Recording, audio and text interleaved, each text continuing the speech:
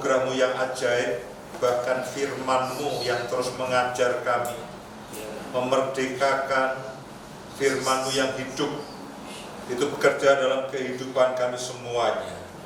Terima kasih Tuhan, kembali kami akan belajar kebenaran firman-Mu, khususnya kehidupan berkeluarga, suami dan istri. Roh Kudus, tolong kami, beri kami pengertian, beri kami hikmat, dan wahyukan firman-Mu ini dalam kehidupan setiap kami.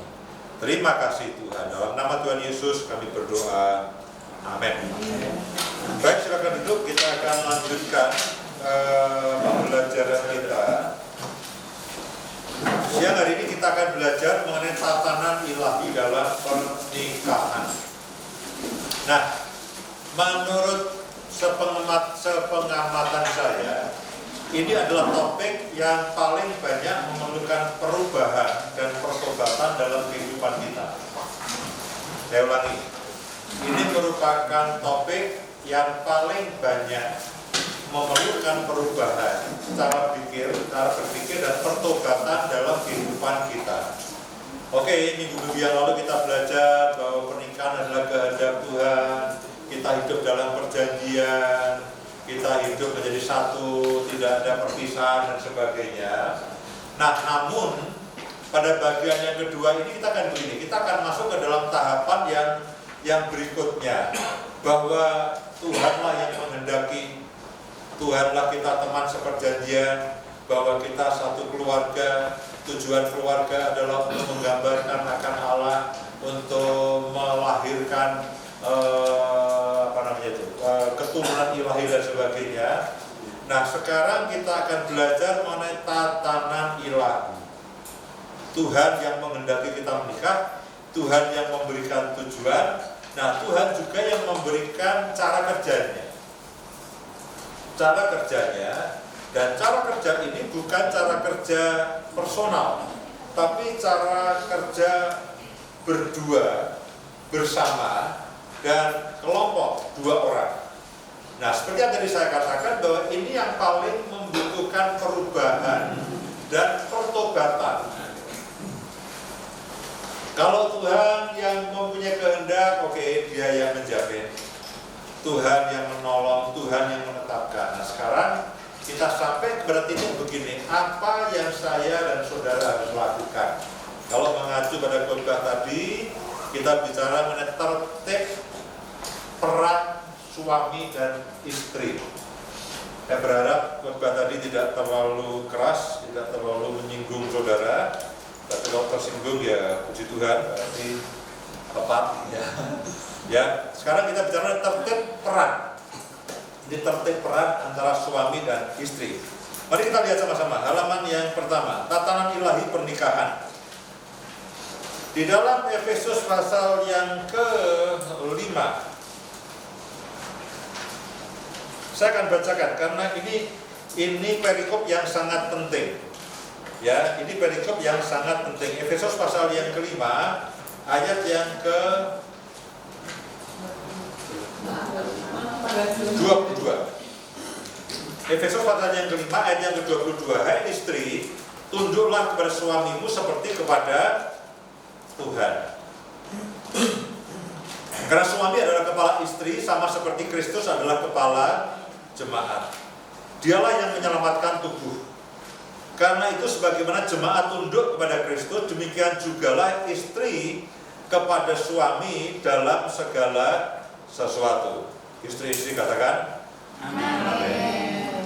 Hei suami, kasihilah istrimu sebagaimana Kristus telah mengasihi jemaat dan telah menyerahkan dirinya baginya untuk menguduskannya sesudah ia menyucikannya dengan memandikannya dengan air dan firman, supaya dengan demikian ia menempatkan jemaat di hadapan dirinya dengan cemerlang, tanpa cacat atau kerut atau yang serupa itu, tetapi supaya jemaat kudus dan tidak bercela. Demikianlah juga suami harus mengasihi istrinya sama seperti tubuhnya sendiri. Sama-sama katakan amin. Siapa yang mengasihi istrinya mengasihi dirinya sendiri, sebab tidak pernah orang membenci tubuhnya sendiri tetapi mengasuhnya dan merawatinya. Sama seperti Kristus adalah kepada terhadap jemaat. Karena kita adalah anggota tubuhnya. Sebab itu laki-laki akan meninggalkan ayahnya dan ibunya dan bersatu dengan istrinya, sehingga keduanya itu menjadi satu daging. Rahasia ini besar, tetapi yang aku maksudkan ialah hubungan Kristus dan jemaat. Demikian juga kamu, bagi kamu masing-masing berlaku, kasihilah istrimu seperti dirimu sendiri, dan istri hendaklah menghormati suaminya. Lalu 1 Korintus pasal yang ke-11 ayat yang ke-3. Tetapi aku mau supaya kamu mengetahui bahwa kepala dari tiap-tiap laki-laki ialah Kristus, kepala perempuan ialah laki-laki, dan kepala Kristus ialah Allah. Kalau saudara perhatikan akan gambar ini sebetulnya antara suami istri itu tidak bisa dipisahkan, di atasnya Kristus lalu di atasnya Tuhan. Jadi kalau kita bisa berdiri berempat berarti istri, suami, Kristus, lalu Kristus, suami, istri, Kristus, ya. suami, istri, anak. Kurang satu nih, kepala Kristus adalah Allah. Di bagian yang terakhir kepala Kristus adalah Allah. Betul ya, kepala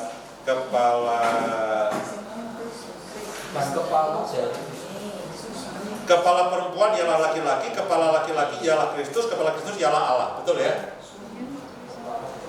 Kepala perempuan, kepala istri adalah suami, kepala suami adalah Kristus. Kepala Kristus siapa? Allah. Kalimat terakhir. Dan kepala dari Kristus ialah Allah. Allah, Kristus, suami, istri. Oke, bawa lalu anak-anak. Jadi begini, kalau kita perhatikan skema ini sebetulnya tidak begini. Oh, aku hanya berdua. Tidak, di atas kita ada Kristus, di atas kita ada Allah. Nah, masing-masing punya peran, punya tatanan. Nah, kita sampai pada titik krusial begini. Kita akan bicara, kalau begitu, hai suami, seperti Kristus mengasihi jemaat, perlakukanlah istrimu. Lalu seperti jemaat tunduk kepada Kristus, demikian juga istri kepada suami. Nah, perhatikan tatanan ini. Kita harus berkolaborasi, suami istri harus berkolaborasi. Supaya bekerja sama, supaya suami kita itu semakin berperan dengan baik. Demikian juga suami menolong istri supaya istriku berperan dengan baik. Praktis tidak ada kata saling menuntut. Tidak ada saling menuntut. Yang ada adalah saling menolong. Karena yang refleks yang normal, refleks reaksi yang normal adalah begini. Nah, bojoku gini kok. Nah, istriku begini, suamiku begini. Nah, makanya aku begitu. Dia begini, aku begitu, sama saja. Nah, jadi begini. Yang pertama, dalam konsep tatanan ilahi, saudara harus hilangkan saling menuntut. Tidak ada saling menuntut. 3, 2, 1. Tidak ada saling menuntut. Ya, itu kalau karena begitu ada sedikit tuntutan, yang dituntut selalu tidak terima. Mencari pembela. Berumpi dengan yang lainnya, lalu ngerasani bojone, padahal bojoku yang mana? Ayo kita membuat perkumpulan. Kita sikat bojo-bojo kita. Nah, bukan begitu caranya. Nah, fungsi masing-masing Bapak Ibu semuanya tahu. Fungsi masing-masing tahu bahwa suami menghormati, mengasihi. Bahkan kemarin dalam pertemuan para pria staff itu sebetulnya ada satu ada satu klausul yang sangat bagus sekali. Itu nih, ayat Efesus 5 ayat 27. Supaya dengan demikian ia Kristus menempatkan jemaat di hadapan dirinya dengan cemerlang, tanpa cacat atau kerut atau yang serupa. Nah, perhatikan baik-baik. Suami itu menerima penundukan diri dari istri. Jangan dibantah ya. Tidak boleh dibantah. Lebih baik ibu-ibu yang menyesuaikan diri dengan kebenaran. Ya, bergumullah dengan Roh Kudus dan dengan Tuhan. Kalau mau dirubah ayatnya. Jangan dibantah. Tidak bisa. Tanpa alasan. Sepertinya ada yang masih membantah. Kamu sedang menyindir siapa, Chris? Tentu kamu tidak menyindir istri, bukan? Ini bulan liar yang diberikan kepada kita semuanya. Ya, tahun depan kamu rasain. Tahun depan.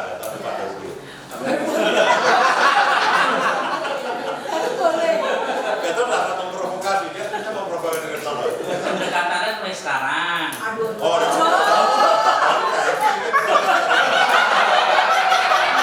tunggu setahun.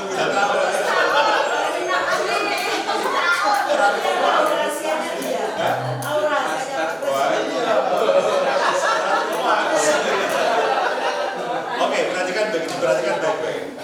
Nah, jadi suami harus menolong istri itu berfungsi. Istri menolong suami berfungsi, tidak boleh protes. Namun sejujurnya ya. Seperti Kristus kepada jemaat yang paling banyak berkorban siapa? Sejujurnya, betapa malang nasibnya saya dan saudara-saudara semua. Karena kalau kita baca, memang sejatinya yang lebih banyak berkorban memang suami. Amin. Sengaja. Dia memanfaatkan saya.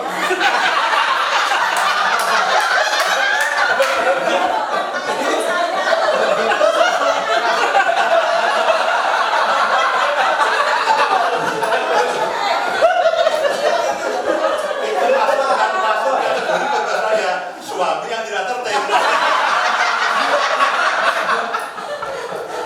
Saya memaksimalkan.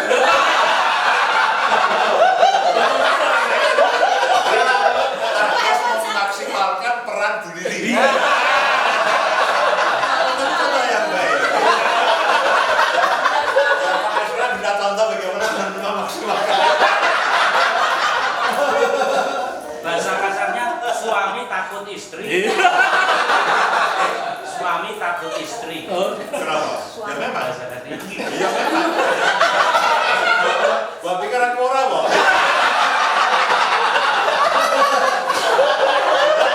Ini pas ditimbang ini galak. Di mana deh? Oke. Karena begini, ada satu tugas yang dikatakan bahwa memang kemarin saya sampaikan kepada para pria staf itu bahwa Yesus itulah yang membuat jemaat cemerlang. Yesus itulah yang membuat jemaat itu penuh dengan kemuliaan. Nah, di satu sisi pria akan menerima penundukan diri dari istri, dan ini adalah kebutuhan dasar yang paling penting bagi pria. Yaitu apa? Dia perlu kebanggaan, perlu pride, dan itu dia akan dapatkan maksimal dari istri. Makanya ketika istri itu tunduk, menghormati, memperlakukan suami dengan baik, itulah kebutuhan utama seorang pria, pride, kebanggaan. Dan itu didapatkan 100% harusnya dari istri. Betul.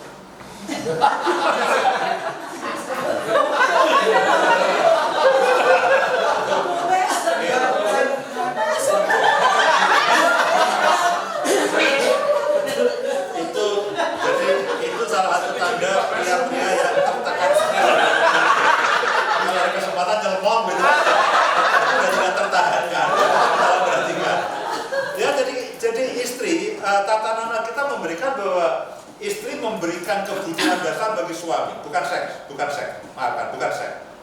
Ya, kebutuhan dasar seorang istri suami adalah kebanggaan, kebergunaannya, posisinya. Dan kalau istri itu memberikan dengan baik posisi kepada suami, jangan katakan begini, loh kok enak suaminya, tidak. Karena tugas suami itu adalah bagaimana supaya istri itu cemerlang, glowing, dibawa ke sana.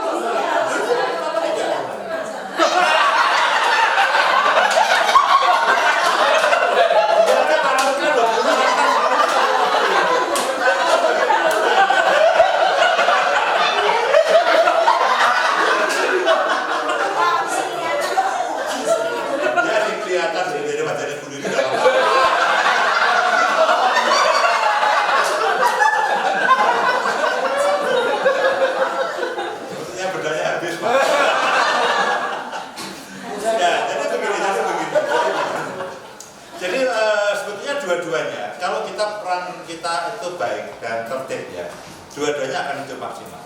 Amin.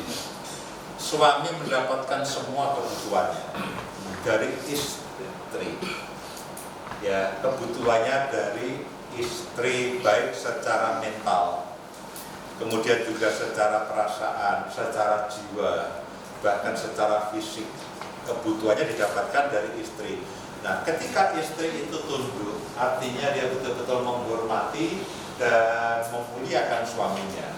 Lalu suami itu membuat bagaimana istrinya itu juga dia menghormati, dia mengasihi, dia hidup bijaksana, sampai istrinya itu betul-betul cemerlang. Istrinya itu betul-betul cemerlang, istrinya menjadi perempuan yang berbahagia. Ya, wajahnya glowing bukan karena kosmetik. Alhamdulillah, ya, wajahnya glowing bukan karena kosmetik, tapi karena apa? Kebutuhan jiwanya terpenuhi. Ya, perasaannya diperhatikan. Lalu kebutuhannya terutama adalah kebutuhan rohani dan kebutuhan jiwa. Tentu yang fisik jangan diabaikan. Kalau istri itu dia bahagia, nah, sumber kebahagiaan istri itu sebetulnya yang dominan. Ya, menurut beberapa survei begini, yang membuat istri bahagia, oke, ada benda-benda kesukaan, ada barang-barang entah perhiasan, perlengkapan, tas, sepatu dan sebagainya. Ini memang bisa memberikan kesenangan kepada perempuan.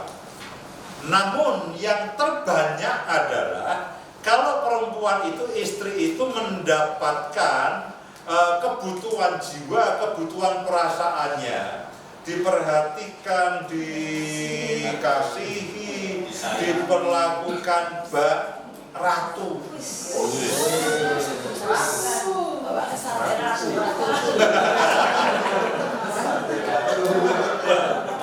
Ya sering diajak ke sate ratu. Ya ratuku. Ya itu akan begini.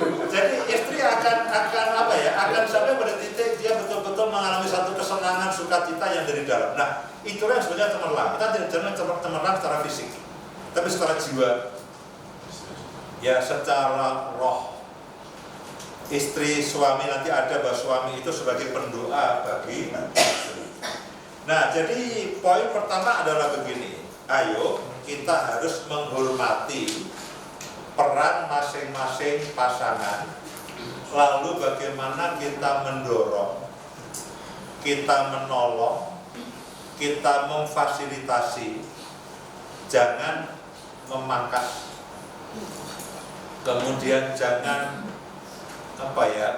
kita harus menang terhadap keluh kesah kita terhadap pasangan kita. Kita harus betul-betul menang terhadap keluh kesah kita kepada pasangan. Sampai satu usul kita begini, kalau ada orang bertanya, kamu punya keluhan nggak dengan istri? Kita bisa katakan tidak. Itu poin-poinnya. Poin pentingnya adalah satu titik, kalau kita ditanya apakah kamu punya keluhan terhadap pasanganmu, kita bisa katakan tidak. Pertama begini, karena memang kita ini lalu menerima mereka apa adanya, kita menerima pasangan kita apa adanya. Lalu yang kedua, alih-alih kita merasa tidak puas, kita akan belajar menolong dia, menolong pasangan kita supaya sampai pada titik maksimal. Jadi kita bukan begini, dia tidak memberikan apa yang aku inginkan, bukan itu poinnya. Poinnya bukan dia tidak memberikan apa yang aku inginkan. Poinnya adalah bagaimana saya bisa menolong akan pasangan saya supaya pasangan itu sampai pada titik yang optimal. Perannya sebagai seorang ayah, perannya sebagai seorang pemimpin, perannya sebagai seorang pelayan, perannya sebagai orang yang bekerja. Bagaimana kita menciptakan satu kondisi, satu perasaan, satu komunikasi sehingga suami kita atau istri kita itu akan melakukan perannya dengan senang dan dengan bahagia. Di sisi lain, perlakuan kita terhadap mereka tentu harus dilakukan. Sebagai seorang suami, hidup bijaksana dengan istrinya, mengasihi, menghormati, jaga sama. Oh, jaga son. Kita belum punya penjaga son. Ada, tapi kayaknya dia juga kebayang. Oke. Ya, jadi kita dan sebaliknya istri lalu menghormati dan tunduk. Oke, kita akan lanjutkan setelah gambar payung tugas dan tanggung jawab suami. Paling tidak ada 3 kategori. Yang pertama, tugas suami adalah menjadi kepala atau pemimpin. Seorang suami melayani keluarganya dengan memimpin sebagai pelayan. Ya, prinsip kepemimpinan kita adalah kepemimpinan hamba. Barang siapa ingin menjadi yang terbesar, menjadi pemimpin bagi semuanya, dia menjadi pelayan dan hamba bagi semuanya. Ya, itu ada di halaman yang kedua. Menjadi pemimpin, tugas suami adalah menjadi pemimpin, melayani keluarganya dengan memimpin sebagai pelayan, menjalankan otoritas yang diberikan Allah dengan anugerah, kasih dan belas kasihan. Kalau Bapak Ibu sudah perhatikan, tidak ada kata kekerasan di sini. Semua dilakukan dengan kasih, memimpin dengan kasih sebagai hamba, sebagai pelayan dalam arti yang seluas-luasnya. Para suami janganlah keberatan membantu pekerjaan istri. Para istri janganlah keberatan mengganti ban mobil, juga jangan keberatan. Ya, Pak ya. Kalau yang yang laki-laki bantu cuci ya bantu ganti ban.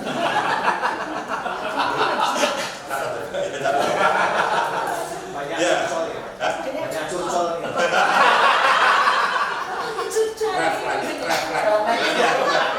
Refleks. Nah, yang benar ya refleks itu. Jujur ya. Kemudian yang kedua menjadi apa? Menjadi imam. Seorang suami mewakili keluarganya di hadapan Tuhan dengan melindungi dan bersyafaat bagi istri dan anak-anaknya. Nah, satu lagi begini. Sebagai imam, dia adalah sebagai imam dia ini saluran rohani bagi istrinya.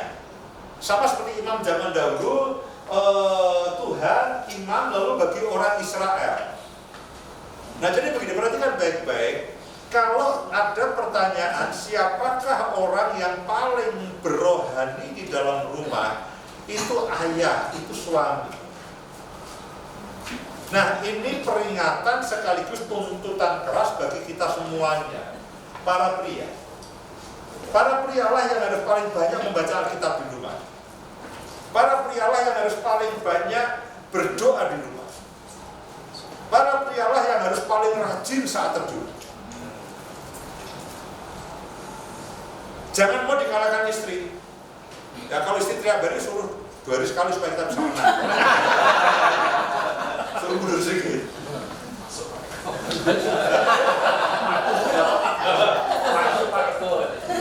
Masuk Pak Eko.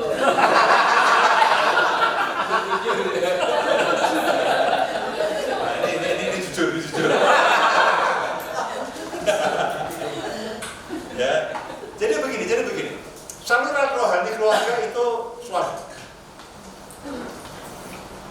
Saluran rohani keluarga itu suami, karena kepala suami adalah Kristus. Oke, kita sebagai imamat yang rajani, setiap pribadi kita boleh berhubungan dengan Kristus. Tapi dalam konteks tatanan, kepala istri adalah suami, kepala suami adalah Kristus. Artinya begini, para suamilah yang paling banyak, paling konsisten dan mengalami Tuhan paling banyak, lalu mengalirkan kepada istri dan anak-anaknya. Lewat apa? Lewat pembacaan firman, pembelajaran, perenungan, lewat doa, lewat saat teduh. Itu harus suami. Karena dia sebagai imam, dia juga sebagai nabi. Seperti Kristus Raja, Imam, dan Nabi. Dan dia harus berlaku seperti itu. Orang yang paling berhikmat, sumber hikmat itu takut akan Tuhan. Dan sumber hikmat itu firman.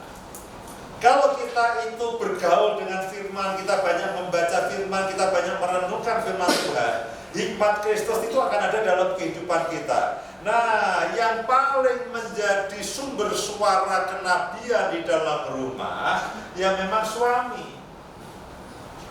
Janganlah suami bertanya kepada istri, ayatnya di mana? Tidak patut. Artinya apa? Suamilah yang paling menguasai Alkitab. Suami yang paling harus menguasai Alkitab. Jangan bertanya kepada istrimu, "Mah, ayatnya di mana?" Ya, paling tidak, ya pura-pura tahu lah.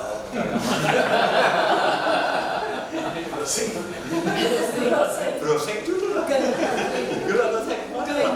Ya, tapi maksudnya begini, ya sebagai pemimpin, sebagai imam, sebagai nabi, dan memang sebagai kepala dari istri setelah Kristus, berarti ini kan semua dia harus mengalami Kristus terlebih dahulu semuanya, baru dia bisa berperan kepada istrinya, menguduskan, membenarkan, memandikannya, melakukan apa yang Kristus lakukan pada jemaatnya.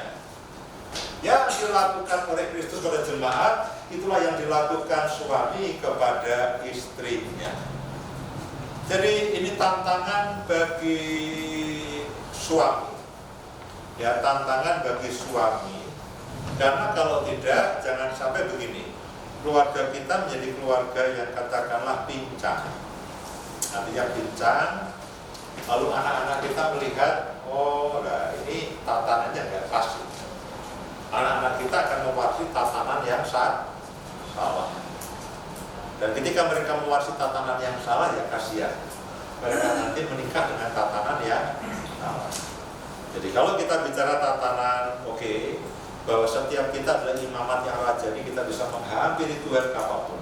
Tapi dalam konteks tatanan, suamilah yang harus mengalami kepenuhan Kristus. Suamilah yang paling harus belajar menuju kepada keserupanan dengan Kristus. Itu suami. Suamilah yang paling harus belajar mengalami lalu bertumbuh ke arah keserupaan dengan Kristus. Suamilah yang hidupnya paling tertib. Seperti yang tadi saya sampaikan. Itulah tanggung jawab suami. Di satu sisi istri tunduk. Nah, tunduk itu paling repot. Tunduk itu kalau kepada otoritas yang disfungsi, nah itu repot. Kalau suami itu disfungsi, maksud saya bukan disfungsi seksual ya, tapi disfungsi peran. Nah ini berarti istri akan susah tunduk pada suami. Nah ketika itu terjadi lalu ini tidak berfungsi, ya berat lagi. Karena itulah saya mendorong, ayo masing-masing perubahan, pemulihan dimulai dari saya, bukan kita. Istri mulailah berubah, suami mulailah berubah. Ya, jangan tuntut pasanganmu, tapi mari tolong akan pasanganmu. Suami mengasihi, menghormati, hidup bijaksana dan tidak berlaku kasar. Tanggung jawab suami.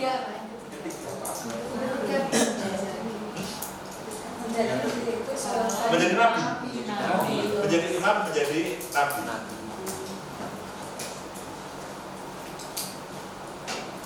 Lalu tanggung jawab suami.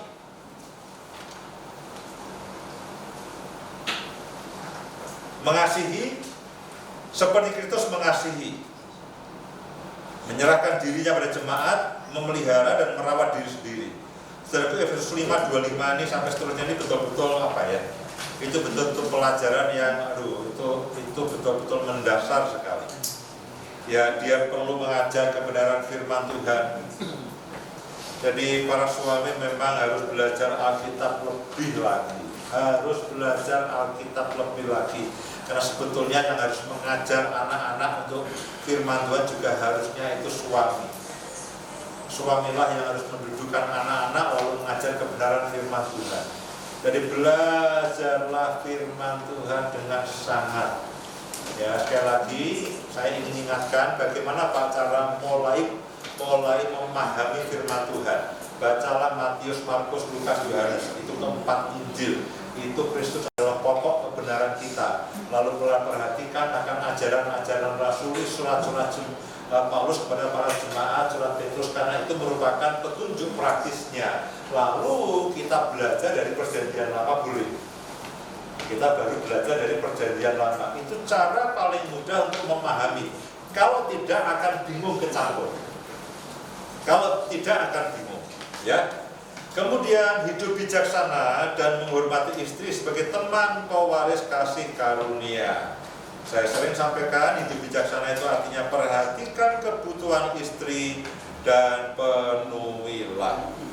Tidak kasar, tidak memainkan hati istri, tidak menggusari dan mencari kesalahan anak-anak kita.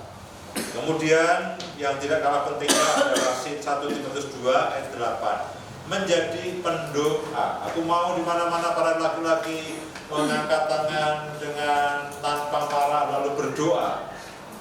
Pendoa bagi keluarga adalah suami. Pendoa bagi anak-anak adalah suami dibantu istri. Tapi pendoa istri adalah suami. Kemudian tanggung jawab, tugas dan tanggung jawab istri. Istri-istri tunduklah dan hormatilah suamimu. Tugas istri menjadi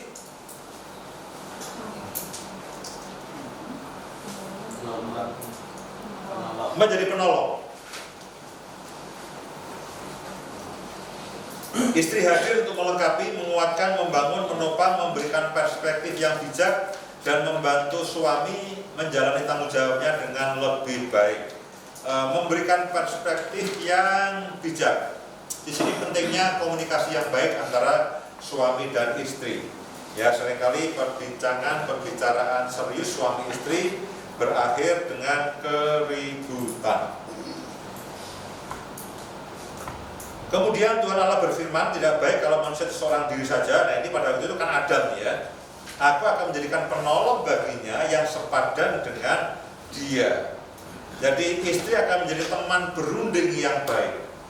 Istri akan menjadi teman berunding yang baik. Karena itulah penting untuk para suami itu menghormati dan memperlakukan istrinya. Kalau tidak, kita ajak dia berunding, lalu dia akan mengeluarkan semua unek-uneknya. Kadang-kadang begitu, mengeluarkan semua unek-uneknya, mengeluarkan semua ketidakpuasannya. Kalau para suami tidak memperlakukan dengan baik. Kemudian yang berikutnya, dia menjadi pendukung.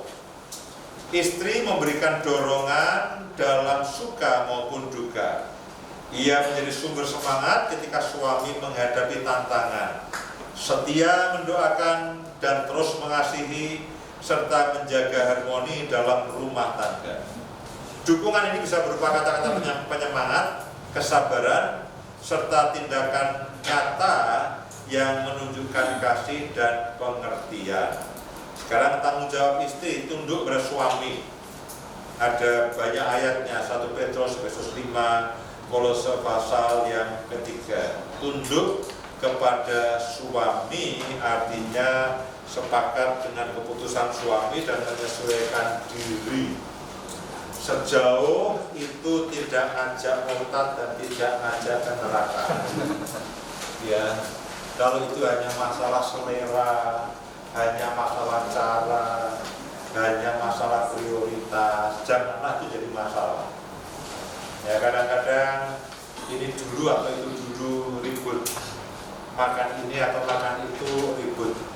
Ya, kita mesti belajar. Satu sisi suami itu membuat istrinya cemerlang, dia mendapatkan hal yang baik, dia mendapatkan penundukan diri, mendapatkan penghormatan, mendapatkan approval itu apa ya? Pernyataan setuju, kesepakatan. Nah, itu penting. Mendapatkan persetujuan mendapatkan kesepakatan dari istri itu penting. Belajarlah begini, tidak ada hal yang perlu diperdebatkan. Kalau hanya masalah selera duluan yang mana, mau kemana, mau ke timur atau mau ke barat, sudahlah. Saya menganjurkan dalam hal ini istri ikutlah suami. Sebaliknya suami kan dikatakan hidup bijaksana, memahami kira-kira apa yang dimau istri, penuhilah. Nah, kalau peran ini tertata dengan baik, dan kalian menyadari bahwa perubahan dimulai dari saya, jangan mulai dari ketidakpuasan. Saya tidak puas Pak dengan pasangan saya, harusnya begini-begini, nggak bisa. Harus dimulai dari saya, lalu akan merembet menjadi kita. Menyesuaikan diri dengan rencana suami, menyerahkan diri, rela dipimpin, percaya bahwa di bawah tudung suami kita aman dari serangan kuasa kegelapan dan berbagai macam hal. Kemudian hormat kepada suami, mengakui kepemimpinan suami dan mengikuti arahan atau pimpinan suaminya. Ya, itu tanggung jawab istri. Hormat kepada suami.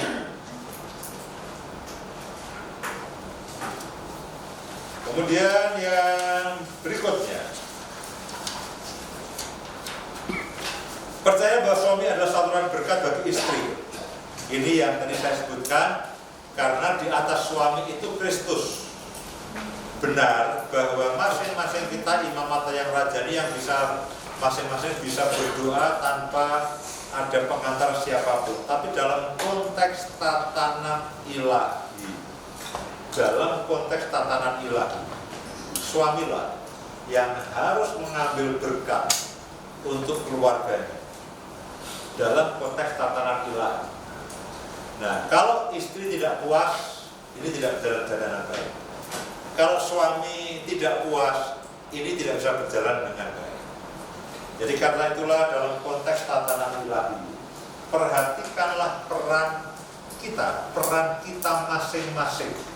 Jangan soroti peran pasangan. Perhatikanlah peran kalian masing-masing. Apakah saya sudah berperan maksimal, optimal atau belum? Hilangkan kemarahan, hilangkan keegoisan, hilangkan ketidakpuasan, lalu mulailah berperan dengan baik. Percayalah, dialah sumber daripada pemulihan. Sikap hormat seorang istri, perhatikan segala aspek hidupnya, kebutuhannya, kitalah yang harus memenuhi, bukan orang lain. Ya, perhatikanlah segala aspek hidupnya, kebutuhannya, kitalah yang harus memenuhi, bukan orang lain. Seperti tadi yang saya sampaikan, suami itu kebutuhan dasarnya adalah peran, kebergunaan, kebanggaan, merasa berguna, merasa dihargai. Areanya di situ, saudara. Areanya di situ. Menghargai usulannya, ide atau apapun yang suami sebagai pemimpin lakukan atau katakan. Jangan latah membantah. Ya, para ibu-ibu jangan latah membantah. Pokoknya yang penting bedo. Bedo kalau bojone. Yang penting bedo. Enggak bisa. Ya, kemudian lebih memilih dia. Tetap bersepakat jika kita berbeda pendapat atau pandangan, bahkan ketika ada orang lainnya. Suami orang lain mengatakan begini, suamiku mengatakan begini. Sepakatlah dengan suami, jangan sepakat dengan suami orang lain. Jangan ngerumpi dengan suami orang lain. Ya, sepakatlah dengan suamimu. Tidak ada suami yang sempurna. Kemudian memuliakan, menghargainya, memujinya, mencintai dan mengaguminya dengan sangat. Ini adalah kebutuhan seorang suami yang harus kita sadari. Jadi sekali lagi, apa yang saya sampaikan ini dalam konteks tatanan ilahi. Bagaimanapun juga, untuk mencapai tujuan ilahi, kita perlu tatanan ilahi. Dan tatanan ilahi, kita perlu menyesuaikan diri kita masing-masing dengan kebenaran firman Tuhan. Jangan tidak puas dengan pasangan kita, jangan menuntut pasangan kita. Ingat, pemulihan dimulai dari diri saya, bukan kita, dari diri saya. Saya berharap, saya berdoa Roh Kudus akan melembutkan hati setiap Bapak Ibu sekalian. Ya, saya tidak perlu melakukan altar call, bertobatlah di dalam hati, lalu ikutilah dalam perbuatan. Mari kita berdoa. Kami sudah mendengarkan akan kebenaran firman Roh Kudus, tolong lembutkan kami. Lembutkan kami supaya benih firman-Mu itu boleh tertanam dalam hati kami, bertumbuh berbuah sebagai suami dengan perannya, sebagai istri dengan perannya. Roh Kudus, tolong setiap kami, lembutkan. Kristus seperti Kau berkorban bagi kami, ajari kami untuk berkorban bagi orang-orang yang kami kasih. Kristus, Engkau yang mendahulukan kami, ajari kami untuk mendahulukan pasangan kami. Engkau yang menghargai kami, ajari kami untuk menghargai akan pasangan kami masing-masing. Roh Kudus, apa yang Kau lakukan, apa yang Yesus lakukan pada jemaatnya, tolong kami supaya itu kami lakukan pada pasangan kami masing-masing. Tuhan, Engkau berdoa berkati setiap anak-anak-Mu, pasangan suami istri, nah, pergumulannya mereka masing-masing. Setiap hari ada banyak hal yang mereka putuskan. Pergumulan mereka dengan anak, dengan pekerjaan, dengan keuangan. Justru dengan pergumulan ini, mereka akan semakin sepakat, mereka akan semakin sehati, mereka akan semakin tidak terpisahkan satu dengan yang lain. Entah kesenangan atau masalah, itu tidak akan bisa memisahkan masing-masing kalian. Ketika kalian senang bersama. Ketika kalian bergumul bersama. Tidak terpisahkan. Dalam kehidupan keluarga tidak semuanya itu baik dan tersedia. Ada hal-hal yang kita perlu gumuli. Dan teman dalam kita bergumul, di dalam doa, di dalam firman, dalam kebenaran, adalah pasangan kita masing-masing. Merendahkan diri di hadapan Tuhan, menghadap Tuhan untuk semua problem kehidupan kita. Tuhan, Aku berdoa supaya setiap keluarga yang di tempat ini, mereka terus ada di hadapan-Mu dengan tidak bercacat, tidak bercela. Roh Kudus, Engkau yang menolong, Engkau yang memimpin.